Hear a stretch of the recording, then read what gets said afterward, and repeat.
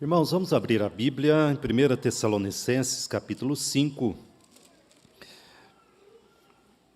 Nós leremos aqui dos versículos 1 ao 11.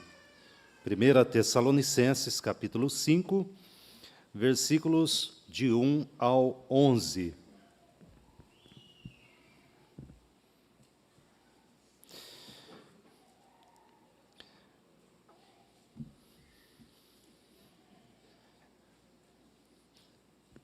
Nos diz assim a palavra do Senhor: Irmãos, relativamente aos tempos e às épocas, não há necessidade de que eu vos escreva, pois vós mesmos estáis inteirados com precisão de que o dia do Senhor vem como ladrão de noite. Quando andarem dizendo paz e segurança, eis que lhes sobrevirá repentina destruição, como vêm as dores de parto à que está para dar à luz, e de nenhum modo escaparão. Mas vós, irmãos, não estáis em trevas, para que esse dia, como ladrão, vos apanhe de surpresa. Porquanto vós todos sois filhos da luz e filhos do dia, nós não somos da noite nem das trevas. Assim, pois, não durmamos como os demais, pelo contrário, vigiemos e sejamos sóbrios. Ora, os que dormem, dormem de noite, e os que se embriagam, é de noite que se embriagam. Nós, porém, que somos do dia, sejamos sóbrios, revestindo-nos da couraça da fé e do amor, e tomando como capacete a esperança da salvação.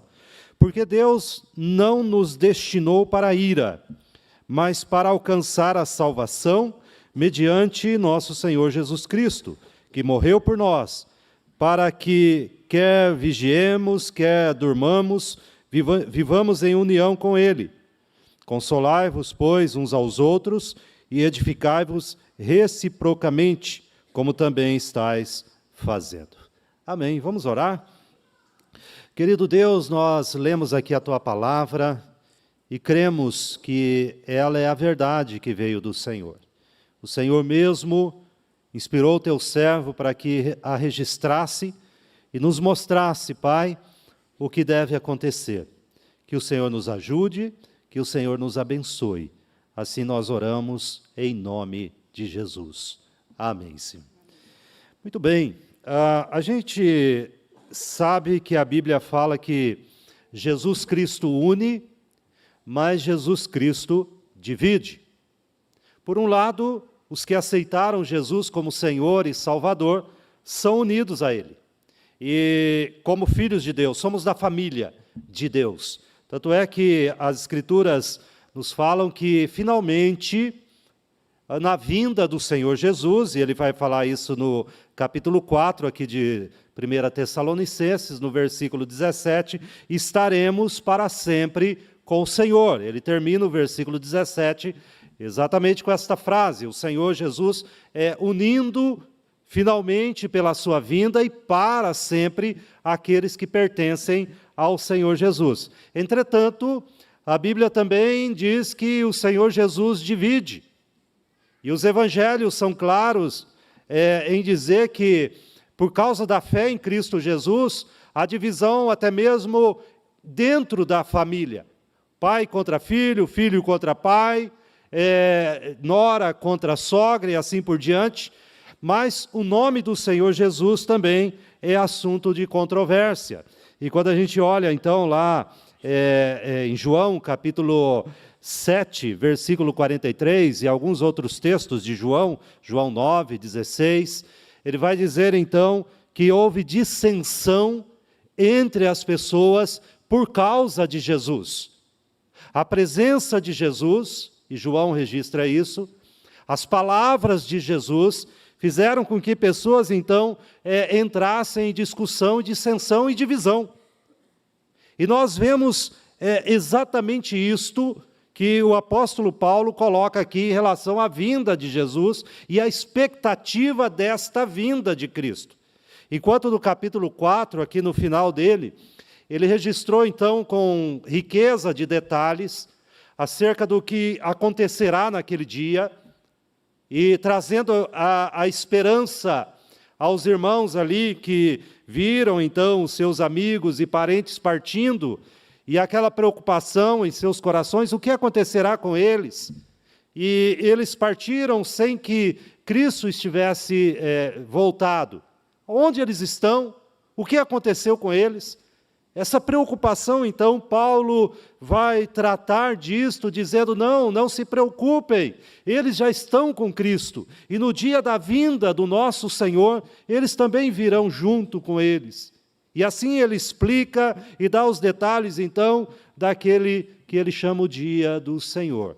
Mas aqui ele acrescenta um elemento novo em relação à vinda de Jesus. Ele fala da condição dos ímpios.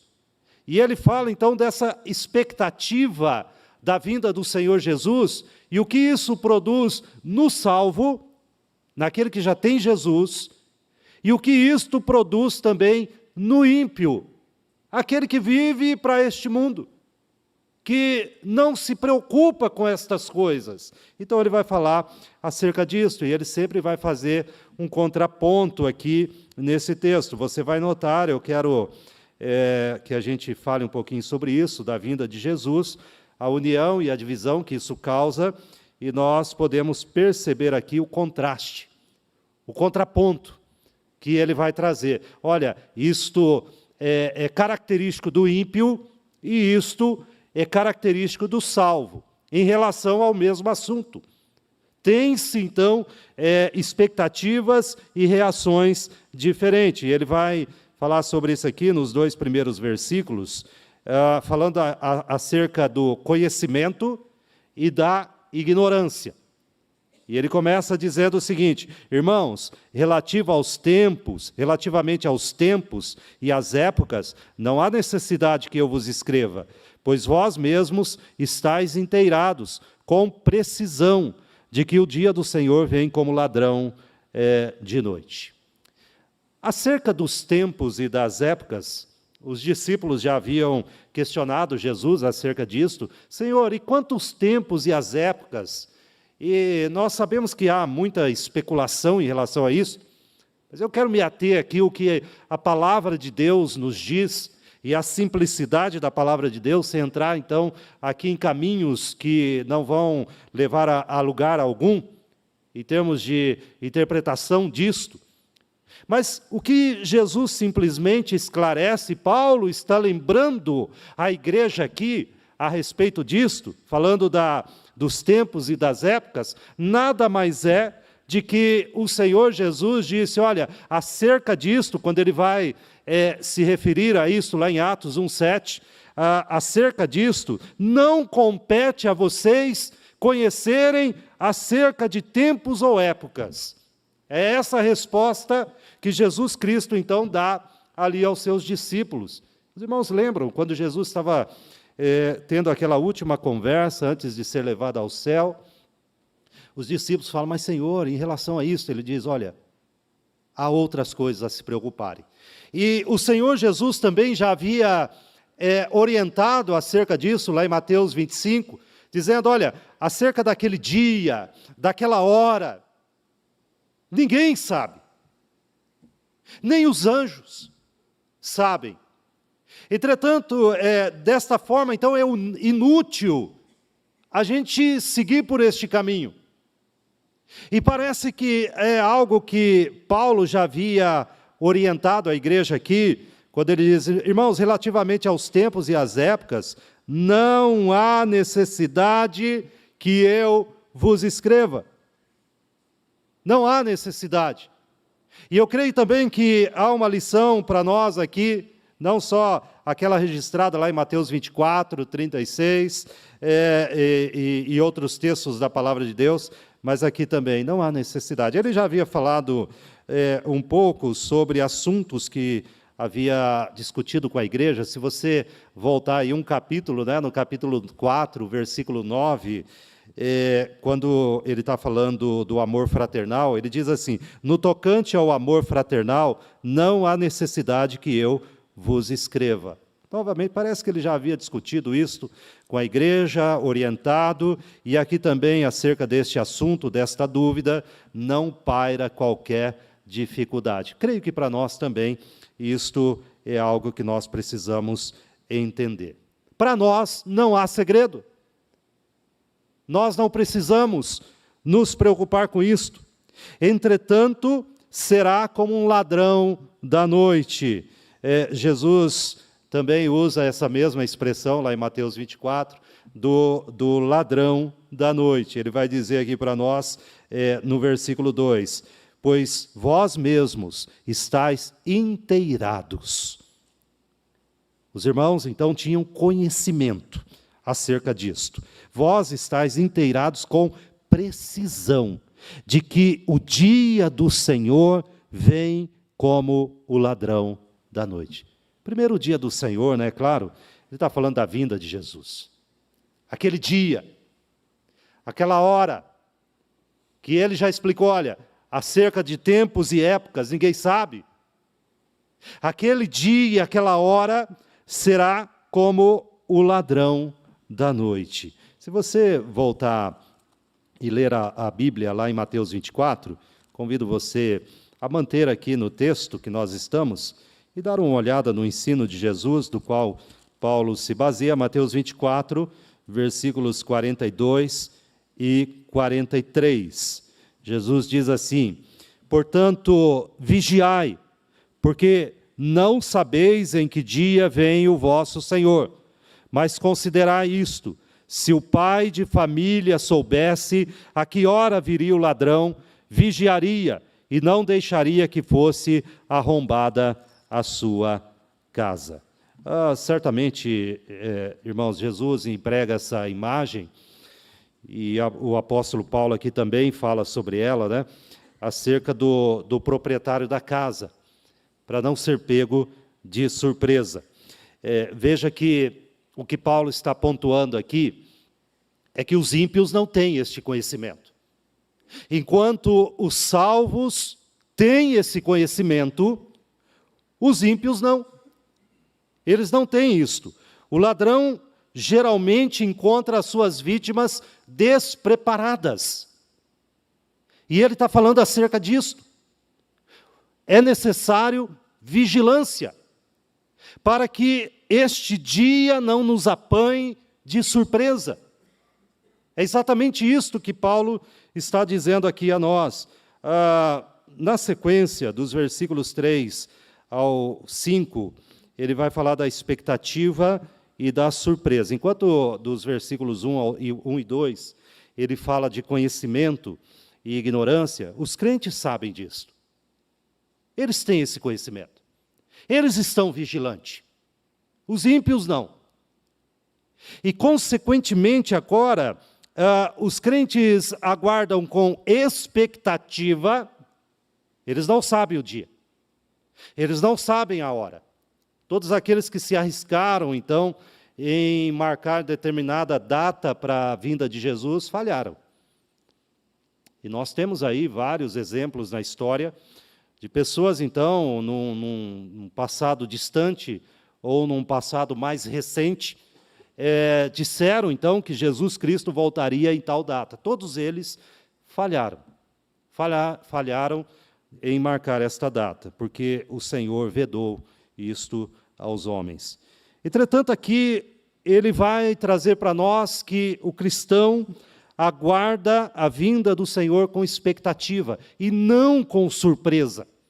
A surpresa da vinda do Senhor é uma característica do ímpio e não do crente.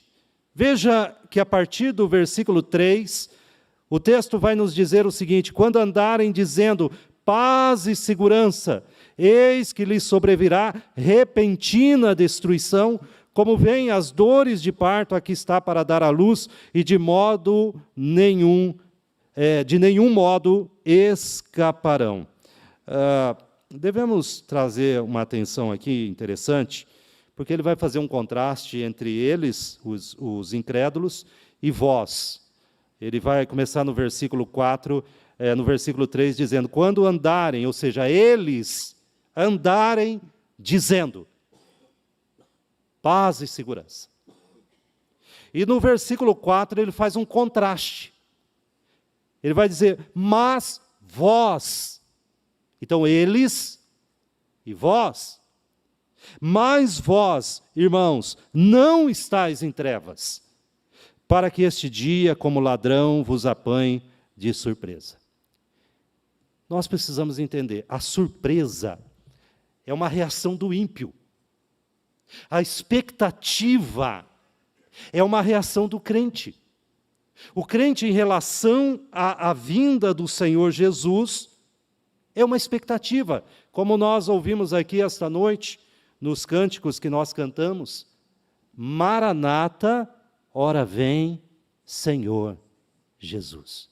Essa é um brado de expectativa e não de surpresa. Apesar de não sabermos o dia e a hora, mas como um ladrão na noite, nós sabemos que ele virá.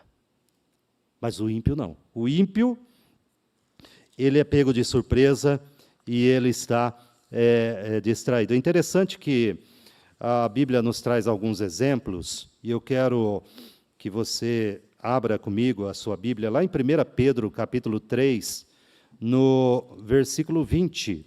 1 Pedro, capítulo 3, versículo 20.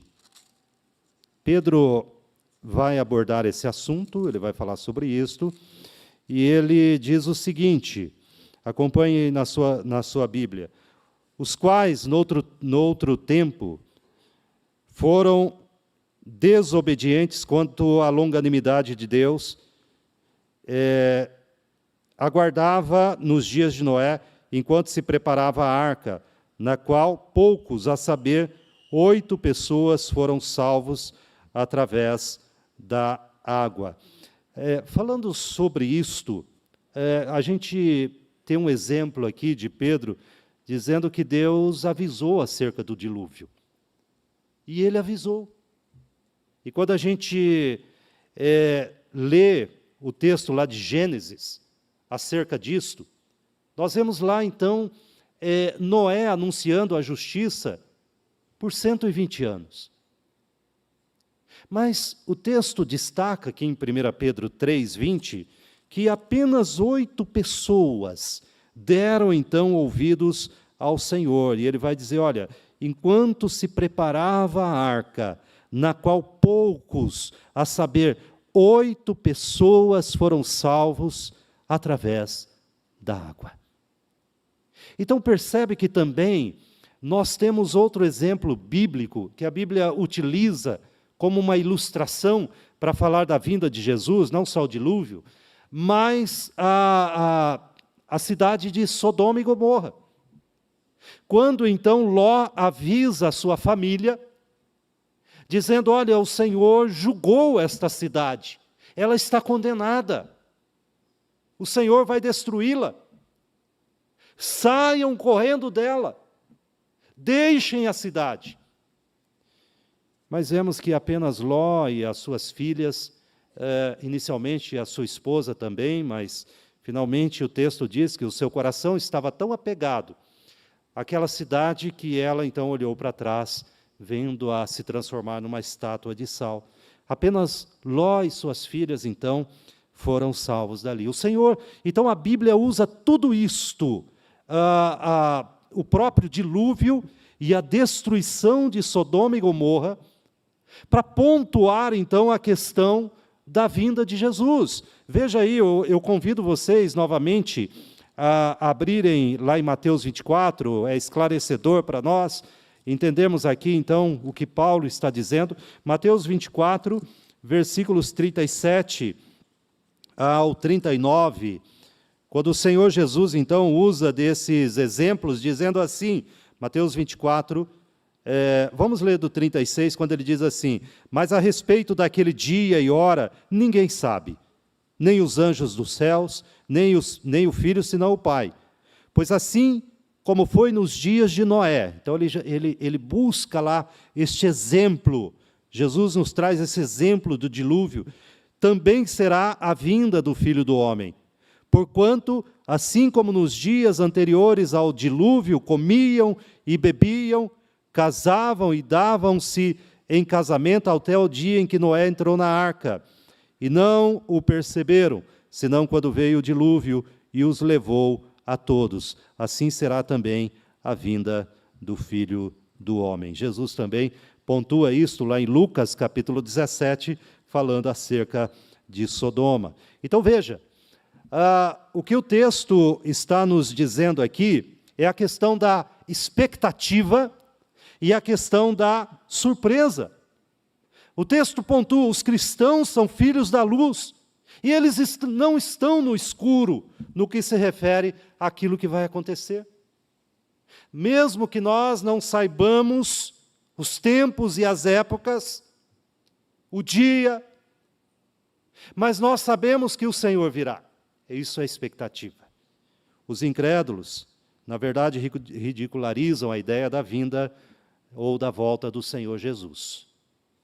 E uma das formas mais comuns para isso é não se importando. Isso não está em nenhuma expectativa de vida do ímpio.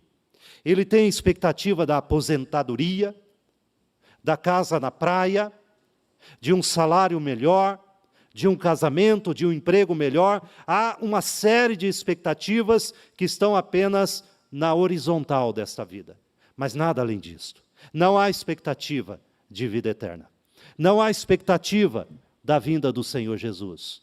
E o texto diz: eles serão apanhados de surpresa. Veja que ainda Pedro, falando sobre isso, lá em sua segunda epístola, 2 Pedro, capítulo 3, versículos 3 e 4, diz assim, acerca da ideia do mundo em relação à vinda de Jesus.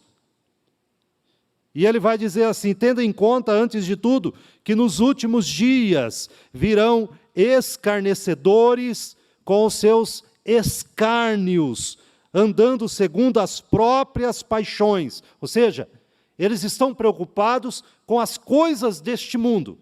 E eles andam assim, e dizendo: onde está a promessa da sua vinda?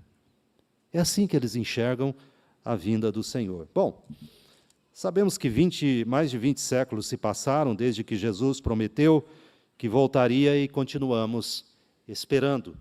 E talvez alguns possam dizer: está vendo? Mas nós sempre nos lembramos daquilo que Pedro mesmo vai responder acerca disso. Onde está a promessa da sua vinda? O tempo está passando, cadê?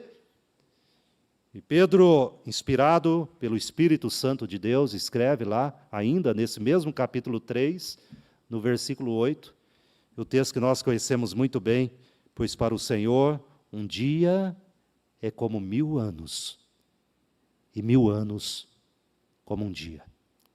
A questão de tempos e épocas no calendário de Deus não é igual ao nosso. Não é igual ao nosso.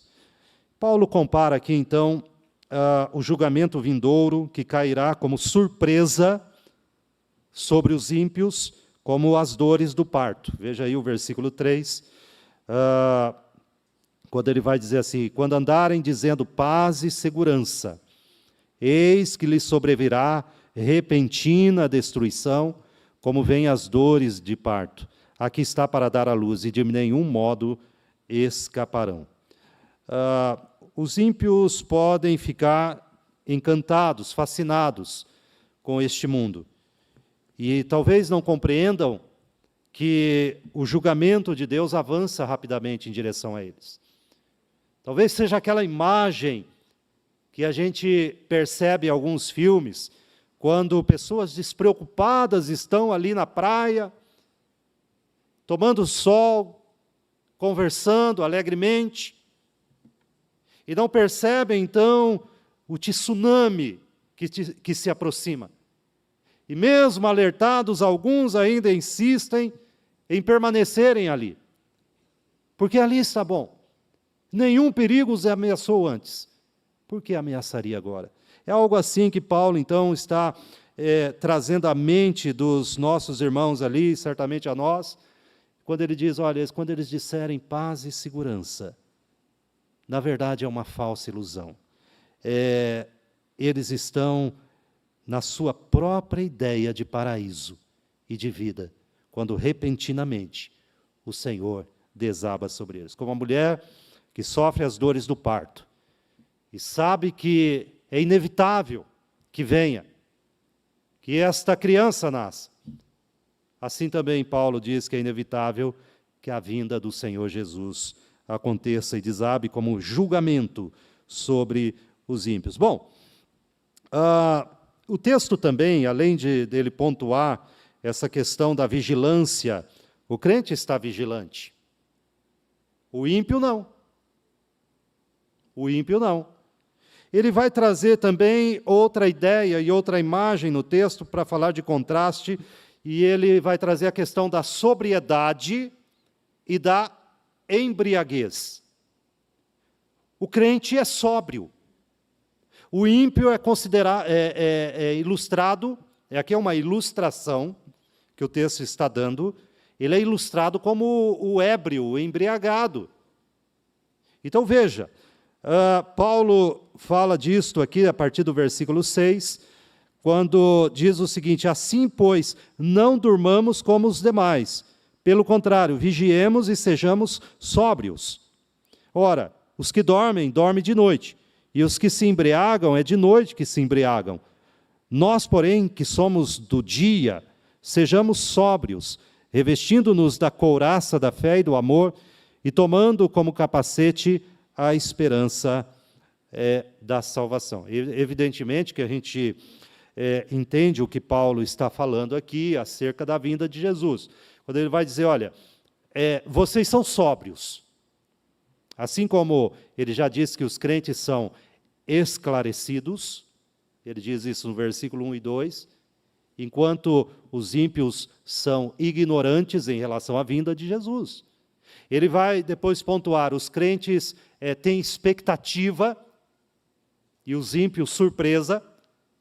Agora, ele vai dar outro contraste. Os crentes são sóbrios, ou seja, alertas. Por exemplo, quando alguém cai aí numa blitz, e tem aquele famoso bafômetro, por que aqueles que não passam no teste não podem dirigir? Nós sabemos muito bem. Porque todos os seus sentidos estão entorpecidos pela embriaguez. Ele não consegue. E quanto mais embriagados estão, mais os seus sentidos estão comprometidos. Paulo evoca essa imagem para nos dizer acerca da vinda de Jesus. O crente está alerta.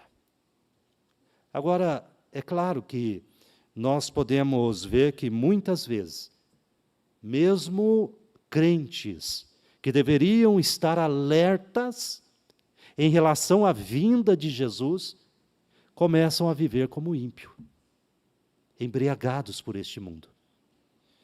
Percebam, então, que para tornar esse contraste mais vivo, ele vai falar do embriagado e adormecido, e do outro lado, o sóbrio, o desperto e alerta, que é o crente. E o perigo se aproxima. O perigo se aproxima. E sabemos que os bêbados, trazendo essa ilustração de Paulo, não teme o perigo.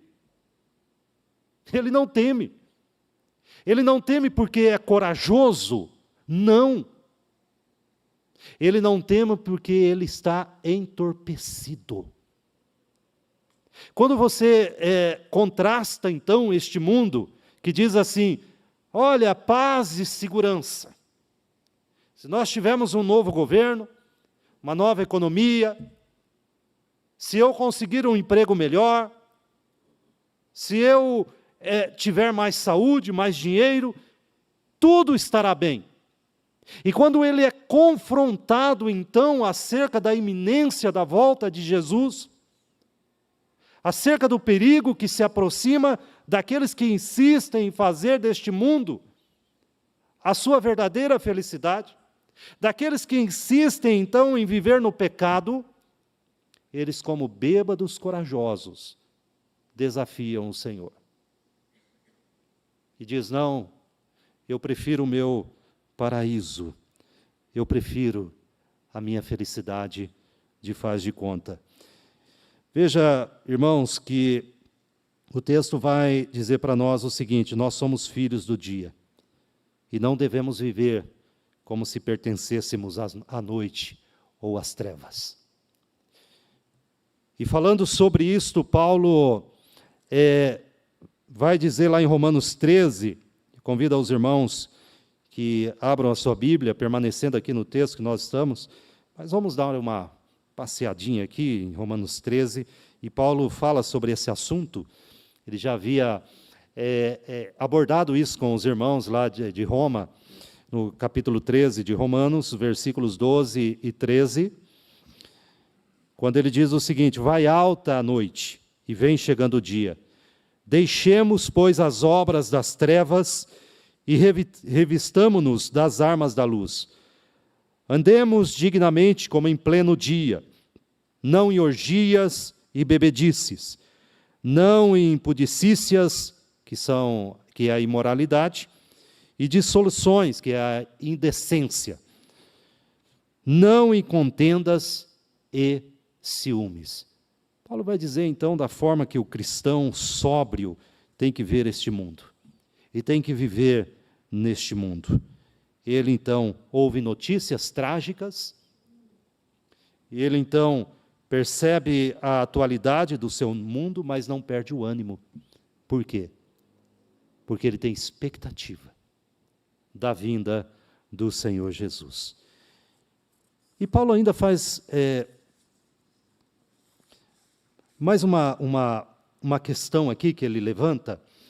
Veja, irmãos, o texto vai nos dizer, aqui ainda, falando sobre a questão do sóbrio e a questão do bêbado, ele vai enfatizar aqui a questão da salvação. E dizendo o seguinte, versículo de número 8, nós, porém, que somos do dia, sejamos sóbrios, revestindo-nos da couraça da fé e do amor, e tomando como capacete a esperança da salvação. Veja que Paulo já havia falado um pouquinho para os irmãos, ali no capítulo 1 de 1 Tessalonicenses, no versículo 3, acerca disto, né, da nossa esperança de se revestir desta forma. Ele diz assim: recordando-nos diante do nosso Deus e Pai da operosidade da vossa fé e da abnegação do vosso amor e da firmeza da vossa esperança em nosso Senhor Jesus Cristo. E agora, então, ele fala acerca do capacete da salvação. Ele vai dizer assim, e tomando como capacete a esperança da salvação. É uma imagem bem apropriada. Ele, inclusive, usa essa imagem do capacete da salvação, lá em Efésios 6, né, tomando o capacete da salvação como parte da armadura de Deus, que é a esperança da salvação. E é interessante que Paulo sempre abordou a questão da salvação, a salvação do cristão, em 3 tempos. Ele sempre falou dela desta forma. Ele sempre falou da salvação em termos do passado, quando ele diz assim, olha, nós fomos salvos da ira. E ele está enfatizando ali, dizendo, olha, a punição do pecado, a maldição do pecado, a penalidade do pecado, que nos mandaria direto para o inferno, foi removido. E desta forma nós fomos salvos da ira de Deus. Nós temos a esperança de que a ira de Deus não cairá mais sobre nós. Ele usa a questão da salvação no tempo presente também. Ele vai dizer, nós estamos sendo salvos. E ele vai trazer uma imagem interessante também, porque ele vai falar que nós estamos sendo salvos da contaminação do pecado. O Senhor, dia a dia, o que nós chamamos de santificação, vai nos ajudando a enfrentar a contaminação do pecado em nossa vida, nos preparando para o encontro com o Senhor. Por que eu devo dizer não a tantas coisas? porque eu estou sendo preparado para o encontro com o Senhor. Para que, quando Ele vier, não me encontre nu, mas vestido. E também ele fala do futuro, quando ele menciona acerca de que nós seremos salvos. E ele está falando exatamente da vinda de Jesus Cristo, quando então nós seremos salvos da presença do pecado e estaremos para sempre com o Senhor. Essa é a nossa bendita esperança, a esperança da salvação. O ímpio não pensa assim. Como Paulo mesmo vai pontuar, o ímpio, ele pensa da seguinte forma: comamos e bebamos, porque amanhã morreremos. É dessa forma que ele pensa. O texto fala que aqui Paulo usa o termo dormir. Veja o versículo 7. Ora, os que dormem, dormem de noite. E ele havia usado esse termo aqui no capítulo 4, né, dormir, e ele vai dizer, olha, aqueles que dormem, né, no versículo 15, ora, ainda vos declaramos por palavra do Senhor isto, nós os vivos, os que ficarmos até a vinda do Senhor, de modo algum precederemos os que dormem. No capítulo 4, evidentemente, ele está usando a palavra dormir para quem morreu, mas aqui não. Aqui ele usa a palavra dormir com outro significado. Está falando aqui não do sono da morte, mas a indiferença em relação às coisas espirituais. O desinteresse. Aquele que dorme. Desinteressados nas coisas de Deus. Finalmente, ele dá aqui o último contraste. E esse contraste, então, está nos versículos 9 a 11, enquanto ele vai dizer, então, olha, os ímpios são considerados como ébrios, estão embriagados, entretanto, os salvos não, os salvos são sóbrios. E aqui, então, ele vai falar sobre o contraste da salvação e do julgamento, propriamente dito. No tocante aos ímpios, o Senhor virá enquanto estiverem dizendo em seus corações paz e segurança. Estarão completamente desapercebidos. Veja aí os versículos 9 a 11, diz assim, porque Deus não nos destinou para a ira, mas para alcançar a salvação mediante nosso Senhor Jesus Cristo, que morreu por nós, para que quer vigiemos, quer durmamos, vivamos em comunhão com Ele. Consolai-vos, pois, uns aos outros, e edificai-vos reciprocamente, como também estáis fazendo. Os ímpios não. Os ímpios não têm essa esperança. Os crentes são diferentes. Eles se esforçam para serem diferentes, porque a graça do Senhor os alcançou. Veja que Paulo vai dizer, olha, nós não somos da noite e nem das trevas. Os que são da noite e das trevas agem assim, mas nós não. Nós esperamos salvação. O mundo terá uma surpresa quando lhes aguardar, então, condenação. Hoje não. Hoje, para todos aqueles que não têm Cristo, podem achar que está tudo bem, quando de repente sobrevirá repentina destruição. Irmãos, eu quero aqui fazer algumas considerações finais. Eu creio que esse texto, ele pode ser aplicado às nossas vidas com encorajamento e edificação. Primeiro, o texto nos dá alguns estímulos para que a gente continue aguardando a vinda do Senhor Jesus. Eu creio que um dos estímulos que ele nos dá é a questão da pureza. A questão da pureza, a realidade da volta iminente de Jesus e a nossa expectativa, a expectativa do cristão, o leva a uma conclusão lógica daquilo que João mesmo já falou ali em sua primeira epístola, e eu volto a ela aqui, apenas para pontuar essa questão, no capítulo 3 de 1 João, os 3 primeiros versículos, quando ele vai nos ajudar a entender que o cristão, a reação do cristão em relação à vinda de Cristo é viver com pureza. Vede que grande amor nos tem concedido o Pai, a ponto de sermos chamados filhos de Deus, e de fato somos filhos de Deus. Por essa razão, o mundo não nos conhece, porquanto não o conheceu a Ele mesmo. Amados, agora somos filhos de Deus, e ainda não se manifestou o que haveremos de ser. Sabemos que quando Ele se manifestar, seremos semelhantes a Ele, porque haveremos de vê-lo como Ele é. Então, desta forma, João diz no versículo 3, e a si mesmo se purifica todo que nele tem essa esperança, assim como ele é puro. Por que eu devo resistir ao pecado e viver uma vida pura? João explica, porque nós aguardamos o Senhor Jesus.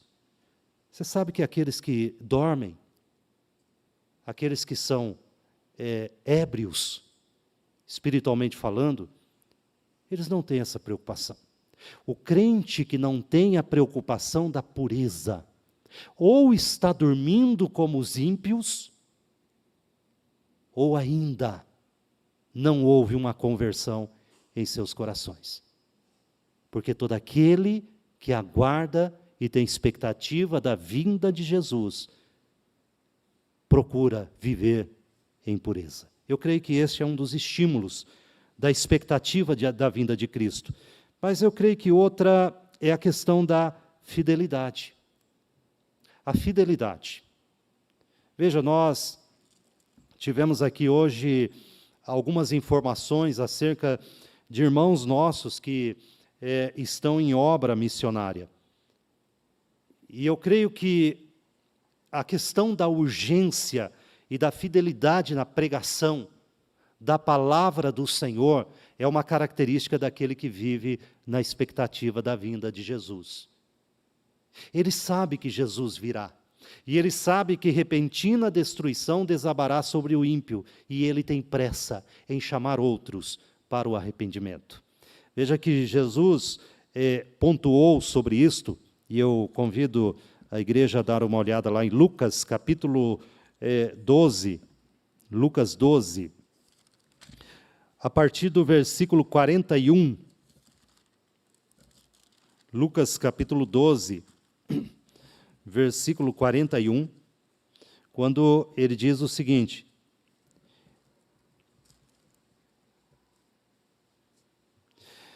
então Pedro perguntou, Lucas 12 aqui, versículo 41. Então Pedro perguntou: Senhor, proferes esta parábola para nós ou também para todos? Disse o Senhor: quem é, pois, o mordomo fiel e prudente, a quem o Senhor confiará os seus conservos, para dar-lhes o sustento a seu tempo? Bem-aventurado aquele servo a quem o seu Senhor, quando vier, achar fazendo assim. Verdadeiramente vos digo que lhe confiará todos os seus bens. Mas se aquele servo disser consigo mesmo: meu Senhor tarda em vir, e passar a espancar os criados e as criadas, e a comer e a beber e a embriagar-se, virá o Senhor daquele servo, em dia que não o espera, e em hora que não sabe, e castigá-lo-á, lançando-lhe a sorte com os infiéis. Aquele servo, porém, que conheceu a vontade de seu Senhor, e não se aprontou, nem fez segundo a sua vontade, será punido com muitos açoites. Aquele, porém, que não soube a vontade do seu Senhor, e fez coisas dignas de reprovação, levará poucos açoites. Mas aquele a quem muito foi dado, muito lhe será exigido. E àquele a quem muito se confia, muito mais lhe pedirão. Nesta parábola que Jesus fala acerca da sua vinda, ele pontua, então, a questão da realidade no crente, acerca da esperança da salvação e da vinda do Senhor. Fidelidade. Fidelidade. Também, eu creio que ela é um estímulo para que nós participemos da igreja. Uma questão muito prática. Quando o autor de Hebreus vai dizer, olha, não deixem de congregar, como é costume de alguns, antes façamos a admoestação, tanto mais quanto vedes que o dia se aproxima. Então, a participação na igreja, estarmos juntos, ter prazer de se ajuntar, é uma característica também daqueles que aguardam a vinda do Senhor. Irmãos, é nítido, fazendo aqui um apelo à igreja, a diferença dos cultos de domingo à noite da escola dominical. É nítido. Será que nós perdemos o prazer de congregar? Fica aí para nós também essa questão. E ainda o amor aos irmãos, como o mesmo texto de Hebreus 10, 25, que eu citei aqui, vai nos falar. Façamos admoestações. Nós nos incentivarmos ao amor e às boas obras. A convicção de que estaremos para sempre com o Senhor nos fortalece em meio às dificuldades. Então, fica um alerta. Creio que fica um estímulo, mas também um alerta. Lembre-se que o Senhor Jesus voltará. Muitos cristãos estão vivendo uma vida confortável aqui na terra, e não estou dizendo que qualquer mal você ter algum conforto, não se trata disso. Mas o que eu estou pontuando aqui é que muitos estão fazendo deste mundo a sua morada. Como se Jesus não viesse, não voltasse. E, inclusive, alguns acham isso até um incômodo.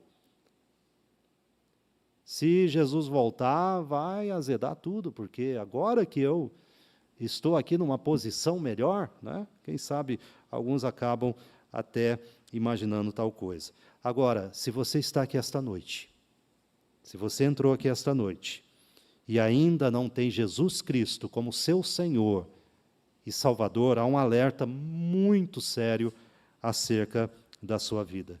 Porque o texto nos deixa claro que o futuro que lhe espera, que foi reservado, é de julgamento. É de julgamento. Então veja, é preciso se preparar. Se você entrou aqui esta noite e não sabe se Cristo vier, se Cristo voltar, ou talvez lá no fundo você saiba, você não está preparado. Você não está preparado. Talvez você tenha se identificado aqui com aqueles que andam na noite, andam nas trevas, são filhos das trevas, como ébrios, como embriagados, que diz o texto, você se deleita apenas com as coisas deste mundo. No seu coração não tem tido espaço para pensar na volta de Jesus.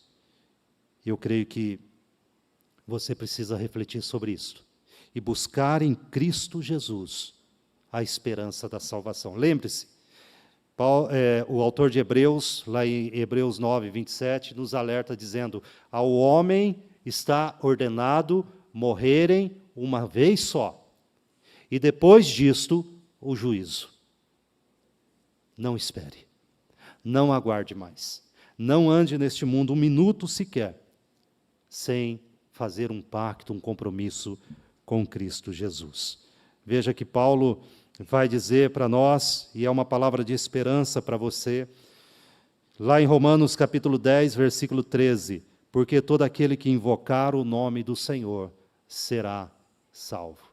Ele que nos salva da ira vindoura. Feche seus olhos, vamos falar com Deus, vamos orar. Se você como crente também sabe que você tem falhado em se purificar, se preparar para a vinda de Jesus, fale com Ele, peça perdão, busque o estímulo verdadeiro e espiritual que está na pessoa de Jesus Cristo. Vamos orar.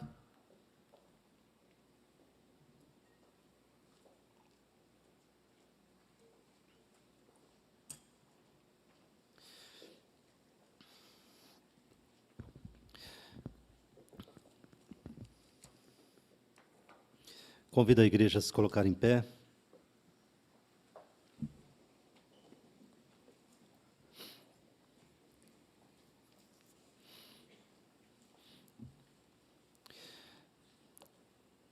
Pai Celestial, nós estamos diante do Senhor em oração, nós lemos a Tua palavra e ela é muito clara acerca da vinda do Senhor.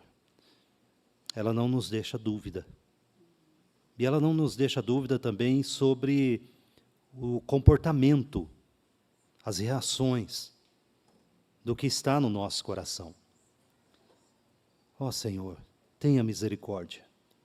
Se alguém aqui esta noite, Pai, entrou aqui sem a esperança da salvação, sem saber que se fechar os olhos para esta vida, estará com o Senhor. O Senhor venha com graça e salvação. Nós oramos, Pai, pela conversão. E nós oramos também por pessoas que entraram aqui esta noite e já fizeram um compromisso com o Senhor, mas têm vivido como um ímpio. Os seus desejos são os mesmos deste mundo. Esqueceram da vida de pureza. Negligenciaram a vida com o Senhor. Que haja uma reconciliação, um compromisso, um arrependimento.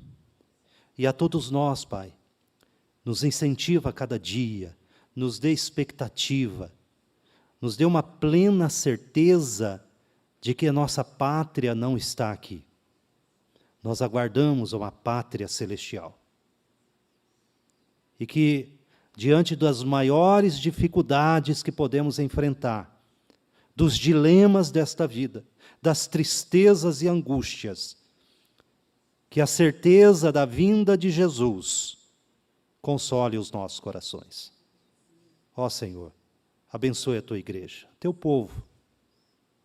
Nós somos a igreja do Senhor. E nós pertencemos ao Senhor. Console os nossos corações.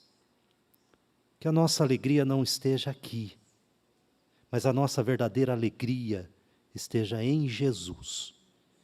E que o Senhor nos ajude a não nos imaginarmos um minuto sequer sem o Senhor. Aviva o nosso coração, o nosso proceder, a nossa vida, a nossa família, os nossos relacionamentos, os nossos desejos sejam avivados na esperança da salvação, da vinda do Senhor. Leva teu povo em paz, Senhor. Teremos uma semana pela frente, a qual nós não sabemos o que sucederá, mas sabemos que o Senhor estará conosco. Nos leva, Pai, com alegria, enfrentemos a vida com alegria, e nos ajude, Pai, em nosso proceder, em nossas palavras, a que outros sejam motivados a buscarem a Jesus. Nos leve em paz e nos abençoe. É a oração que fazemos em nome de Jesus, o nosso amado Senhor. Amém, Pai. E agora, amados irmãos, que a graça do nosso Senhor e Salvador Jesus, que o amor de Deus, o Pai, e a comunhão e as consolações do Espírito Santo repouse, queridos irmãos, sobre nós que aqui estamos e também sobre a Igreja de Deus que se espalha por toda a terra, hoje e para todo sempre. Amém.